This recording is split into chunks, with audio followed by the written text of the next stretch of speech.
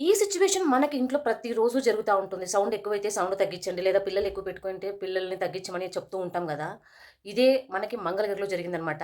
భర్త పొరపాటున కొంచెం టీవీ సౌండ్ తగ్గించు అన్న పాపానికి భార్య భర్తని పుడిచి, పుడిచి చంపేసింది.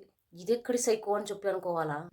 జనరల్‌గా మనకి భార్యాభర్తల మధ్య టీవీ సౌండ్ అది వస్తుంది. పిల్లలకి, మనకి వస్తూ ఉంటది. సౌండ్ తగ్గించన్న పాపానికి పొడిచి, పొడిచి చంపేదెందుకు? ఆన్ ది స్పాట్ భర్త అక్కడే చనిపోయినాడంట. మనకిది మంగళగిరిలో జరిగింది. ఇంత నేరం ఘోరమేంది స్వామి అనిపిస్తుంది నిజంగా. భర్తని భార్య చంపుకోవడాలు, భార్యని భర్త చంపుకోవడాలు, ఫ్రిడ్జ్‌లో పెట్టడాలు, మళ్ళా కుక్కర్‌లో పెట్టాడు. ఎన్ని రకరకాల నేరాలు ఘోరాలు నిజము.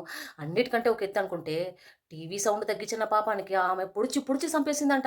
మరి అంతకుముందు నుంచి అంత కోపం ఉన్నదేమో అతని మీద అనిపిస్తుంది. నిజంగా అబ్బా! ఇది పాపం నిజంగా చాలా దారుణం అనిపించింది. రేపటి నుంచి మన ఇంట్లో టీవీ సౌండ్ అని గుర్తొచ్చిన ప్రతిసారి ఖచ్చితంగా రిమోట్ ఇచ్చేస్తారు. అది భార్య అయినా ఇచ్చేస్తది, భర్త అయినా ఇచ్చేస్తాడు.